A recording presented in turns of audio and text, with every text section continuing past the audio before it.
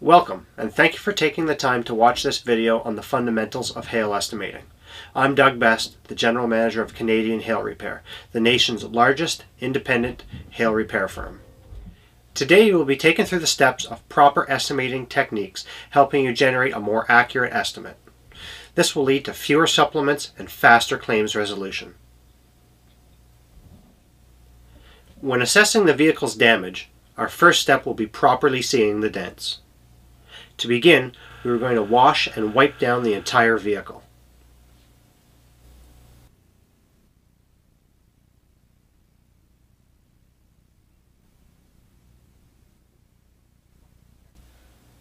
Looking at this vehicle outside in the sun, we can visibly see some of the dents that are on it. What we are not seeing here are some of the smaller dents. When viewing a car outside, it is extremely difficult to get an accurate dent count, especially on top panels, where the majority of the damage is.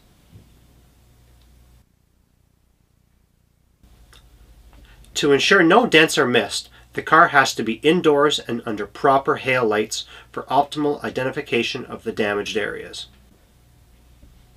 As the car is brought inside, you can already start to see dents showing up that were not visible outdoors.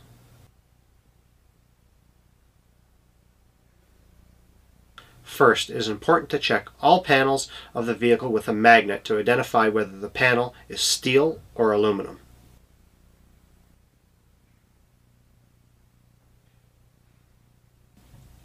The hail light we're using is a fluorescent style tube with a special shading on it to cast a soft reflective shadow on the vehicle, highlighting all the highs and lows of the dented panel. It is important to note you cannot generate a proper hail estimate without this type of light. We want to go over each panel individually with the hail light, counting the dents and checking the size and severity.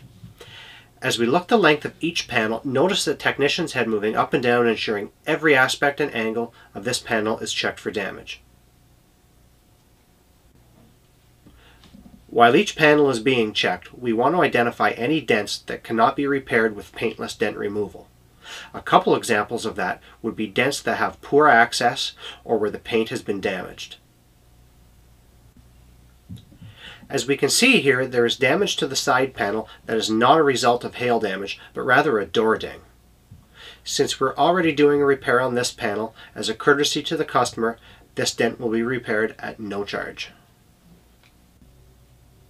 Moving across to the next panel, we can see that the belt molding has been damaged by a hailstone.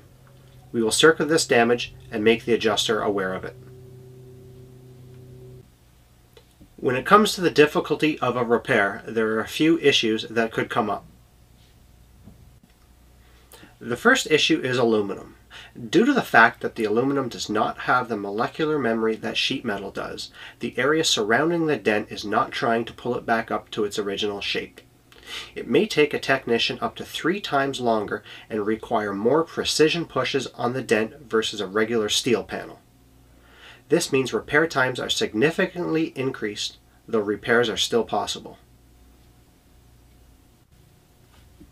Roof rails and any other double-layered panels may also be difficult to repair. The reason for this challenge is that there is no access to the bottom side of the dented panel for the metal to be pushed back up. The only way to repair this type of damage is to use our glue pulling method, which we will touch on later. Our next topic will be removal and installation, or as it is more commonly known as R&I. When doing PDR hail damage repair, it may be necessary to remove many parts from the vehicle to gain access. We may be removing such parts as headliners, trunk liners, hood insulators, headlights, taillights, bumpers, side glass, belt moldings, hoods, and deck lids. The amount of R&I done to a vehicle can vary drastically from model to model. For instance, an SUV or minivan is going to have a lot more parts to remove than a 2-door coupe.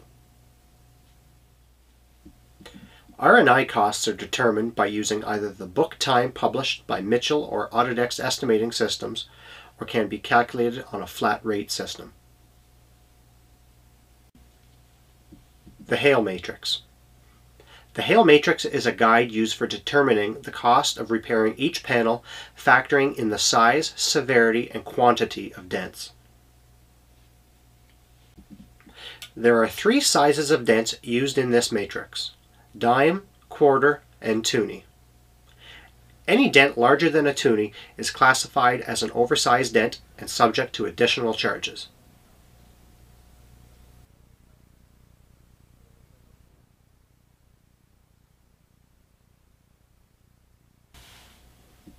You will notice on the matrix where it says the word ask. This means that the damage has exceeded our matrix pricing structure. The damage will need to be assessed by a Canadian hail repair technician and quoted accordingly. Next on the matrix, we have a section for R&I, documenting which parts of the car need to be removed for the paintless dent removal to take place.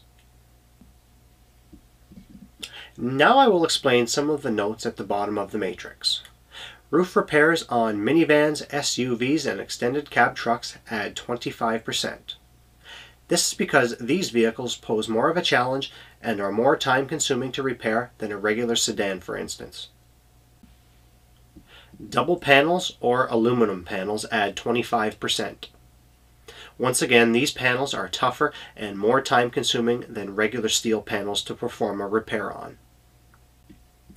Add $50 per dent if the damage exceeds toonie size.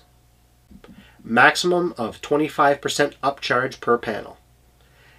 This means if you have an aluminum roof rail, such as one on a high-end European vehicle, there will only be one upcharge for that panel. Dent counts above 200 are estimated on a per-case basis. We are using this matrix as a guide, and it does have its limitations. When we have a panel with more than 200 dents on it, the damage may still be repairable, but needs to be estimated by a Canadian hail repair technician. Some of you may be wondering how to determine which size of dent to put on the matrix, because there may be different sized dents on this panel. Take for instance a hood with 31 quarter-sized dents and 20 dime-sized dents. We will write this up on the matrix as a heavy hit quarter-sized dent. This shows that we use the dents representing the majority size when estimating. Next we will talk about glue pulling. This method is used particularly on dents situated on areas such as roof rails, double-walled areas on sunroofs, on hoods near the windshield, or any other spot with limited access to the back side of the panel. One of the downsides of glue pulling is when we are dealing with some non-factory paint finishes, where the integrity of the refinished paint will not withstand the glue pulling process. When writing our estimate, the insurer will be advised of this. In some cases, they may still ask us to attempt the repair. If the repair is unsuccessful due to the paint delaminating, then that panel will need to be sent out for conventional repairs. This concludes our hail estimating lesson. I hope this video has helped you and that we have covered any questions or concerns you may have had. For further information, please visit our website at www.hailrepair.ca or contact us toll-free at 1-866-679-3368.